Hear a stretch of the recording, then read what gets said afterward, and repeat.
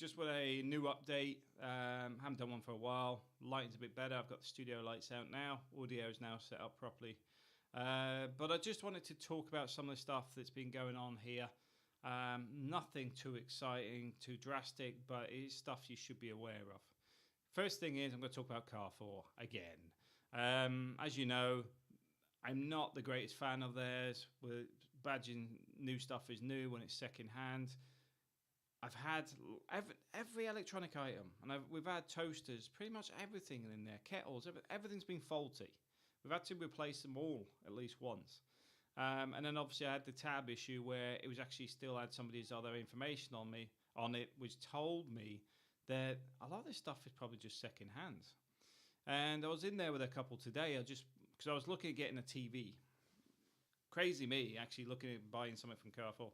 But I was in there looking at a TV, and I had this other price on it. I think it says recourse or something, and it's discounted at a different price. And I'm like, well, what price is this? Being me, I just dragged the box over to the scanner, and although it says it was 300 and something, it was actually 500 euros, because what it wants you to do is bring your old TV back, and then they'll give you a discount on the new TV. I would say use Amazon. I would say use eBay. I would say there's a lot of alternatives out there that will get you a better TV cheaper than it would be to buy in Carrefour. The other thing I would say is the power is the same, so don't worry about that. You can get a plug adapter much cheaper. You'll save money and have a better quality TV. I'll leave that at that. But the next thing is the water. The water bugged me because they do this on purpose. What they do is they'll put expensive water in the slots of cheap water, or where there's a promotion.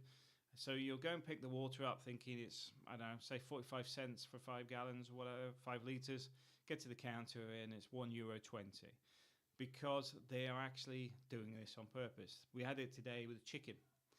On the chicken, it says €2.60. Now €2.60. You think, well, is it end of day sale or something? So you get it to the counter. No, it's €10. They've just stiffed you again. That is Carrefour, and they do it all the time. And they may apologise if you go back and say, no, you said it was this. But at the same time, it seems to be part of their marketing strategy. Don't buy into it. Just take the stuff back. I'm sure it's more of an inconvenience for them, for people to just keep stuff going, putting stuff back or going elsewhere. That was my Carrefour thing. The other thing is Orange. We're back to the Orange and the internet. Orange seem to be doing this thing here where they know there is no internet. When I took the routers back, there was a woman there that had been told they could do fibre optic and they couldn't. And she had the same problems we had, so she cancelled it. And they're still billing her every month for the mobile phones that she doesn't even have. Got the same issue. They emailed me today, funny enough, saying, oh, we still haven't found a solution for your internet and we haven't got an installation date. We're looking for a solution. But please remember, you've still got to pay for your mobile phone contracts. It was a package, and they will push it that they're separate contracts. But let's be honest here. I don't want a phone. I never wanted a phone.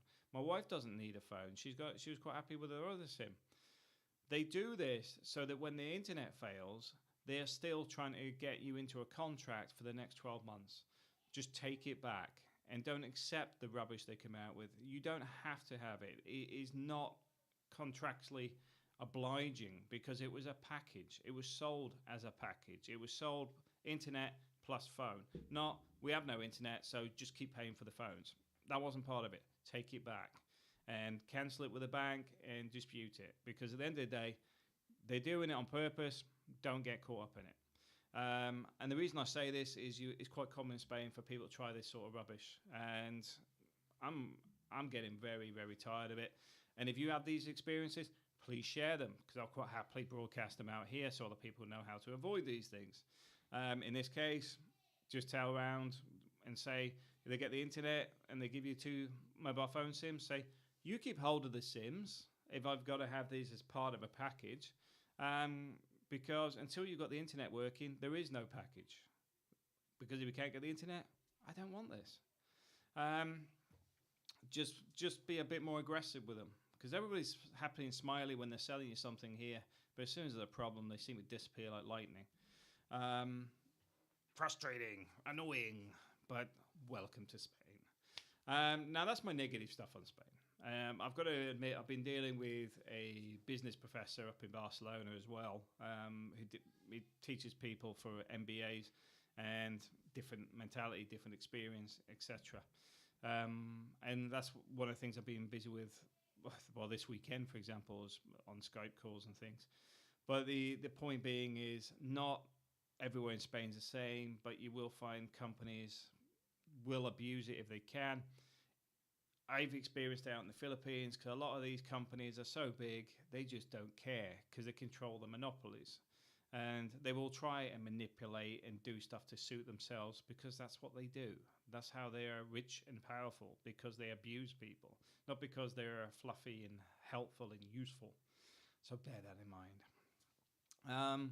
The other thing to bring up, if your house is pre-2007, Andreas brought this up the other day actually, it's very unlikely to have any insulation here in Spain. This house we're in at the moment is very, very cold. I say cold, let's be honest. It's warmer in here than it is outside in the UK. But at the same time, one of the things I'm looking at doing, which is an idea for you guys to have a think about as well, is putting a solar water heater on the roof, which is basically powered by the sun. It's a water tank, and what you have is a difference between cold and hot water. So the hot water, due to the pressure, will circulate the cold water. It'll actually rotate, and you can use it for water taps, general water heating. But I want to put a secondary system on there, which will be pipe work for free heating in the house. I'll probably put it underfloor heating once we buy this place, and I'll build that into the house. Free heating. I mean, it just makes sense. There's so many things in Spain that just don't make sense. Solar tax does not make sense. Spain could be revolutionizing the solar industry, reducing its electric cost to near zero, pushing electric cars. It could be pushing industry down to the fact that it could get electric for free, which means it's got a cheap labor force and cheap power source, and it could be pumping as a big industry generator. But instead, it taxes people on having solar systems to discourage them from doing something that makes common sense. But yeah, I've got to admit it. This video sounds a little bit negative, but I'm not actually being negative today. This is just stuff that's been coming up the last few weeks. Positive side of things, kids are enjoying school. My son's doing Lego. What is it? Lego something. It's the robots ones. I think they call it Lego Robotics. Yeah, I think it is Lego Robotics, where they build bots and stuff, and he's enjoying that. They've made a football player. They've been doing different goalkeeper and different things.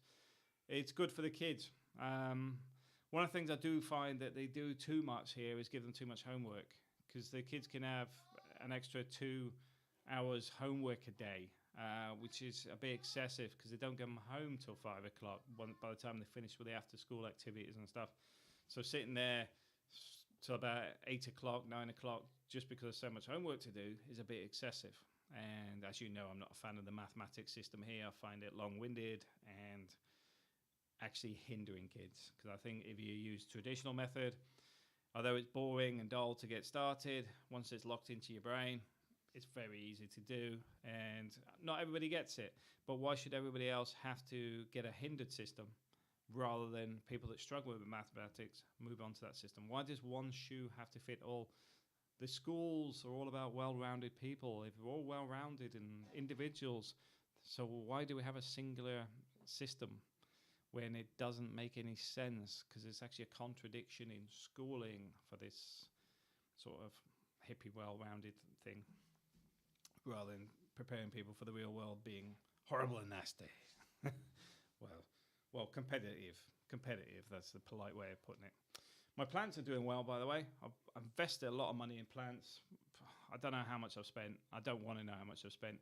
But I've been buying plants all over the house. There's new plants. I put stones up on the balcony. If you see my Instagram, you'll see although it's a small balcony, it's not one I actually go out on, except for a cup of coffee in the morning. I'll stand and have a look. But it's not one you sort of sit out on there. It's more, you just go and stand and have a look out there on a coffee. It's not that big, but it's got some nice plants on there. Nice white stones on there. Made it all tidy and nice. It's surprising how much you can do with a little bit of money on different things, because I don't really want to spend too much on here. Because at the end of the day, buying it, the last thing I want to do is increase the value of a property I'm going to buy, so I end up paying for it twice because I've increased the value of it. So right now, a lot of it's superficial. Walls have been painted, etc., just to make it nice and tidy. But I do like my office. It's nice to have a bit of space. Although I could do an office twice the size, and it would help reduce the echo that I sometimes get on the mic. So what else has been going on? The apartment in Lamata is still available if anybody's interested. I've also started working with a couple of real estate agents because people keep asking me about properties.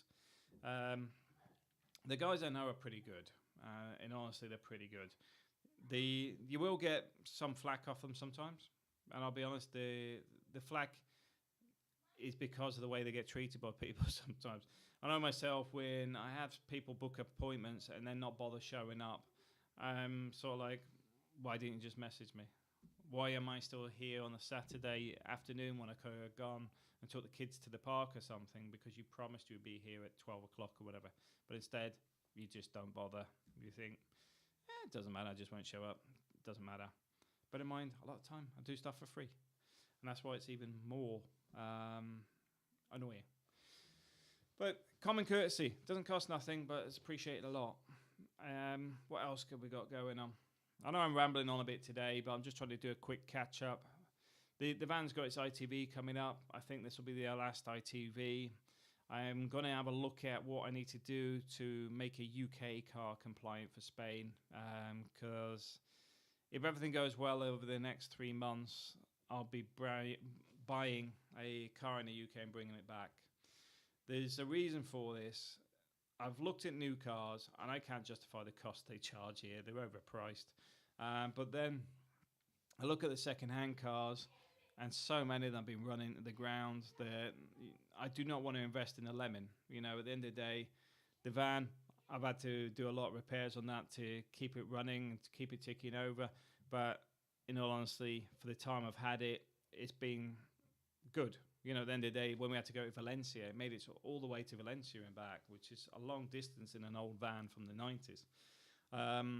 So from that point of view, the van has actually earned its keep. It's worked out at just over €1,000 a year, which if I'd bought a new car, the deposit plus the monthly installments have been way over that. So I'm not grumbling at all on the van. It's just that now I need something a bit more reliable, and if anybody's interested in the van, they can get in touch as well.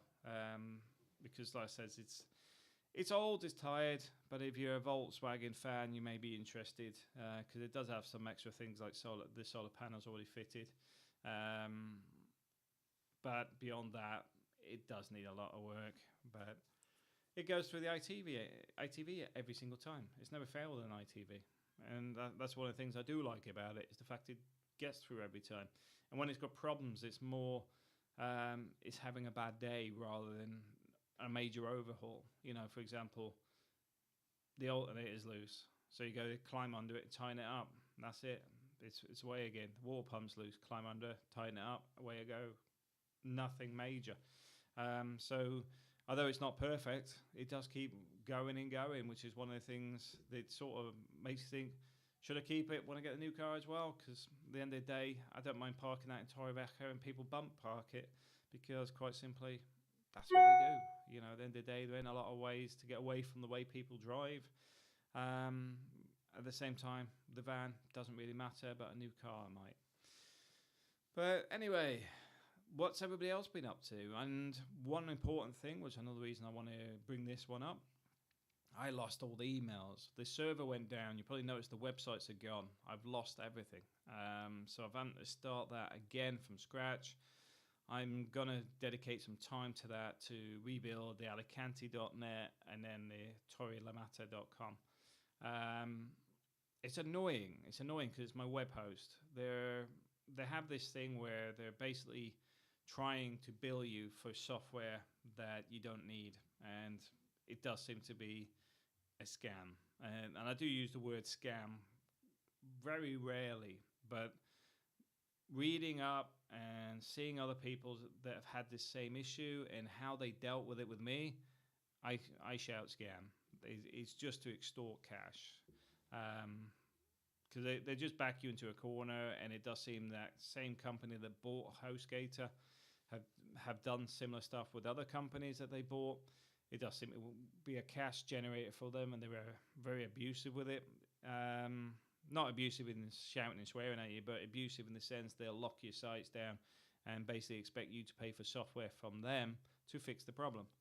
And then if you sort it yourself, they're like, oh, it needs to be professionally fixed with a endorsement and signature from somebody that we decided, blah, blah. It's like quicker to delete and start again, and far, far cheaper because I needed to get rid of them.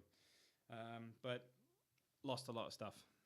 Partly my fault, no backup, but then again, I've got no internet. I've only recently got the internet sorted, so everything just hit me at the same time, which is why it's now getting back into the motions. Things are starting to move again. About time. All right, guys. Thanks for watching. I know I've been blabbing on a little bit today, but I just want to give you some updates on what's been going on here. And the emails, they're working again, but I haven't got a record of any of the old emails. So if you've got a record of our conversations, reply to it, because it'll send me the emails you had as well, because it'll be in there. Because I don't have a copy of nothing. Most of it's gone, which has really annoyed me. But hey ho, we live and learn. Thanks for watching.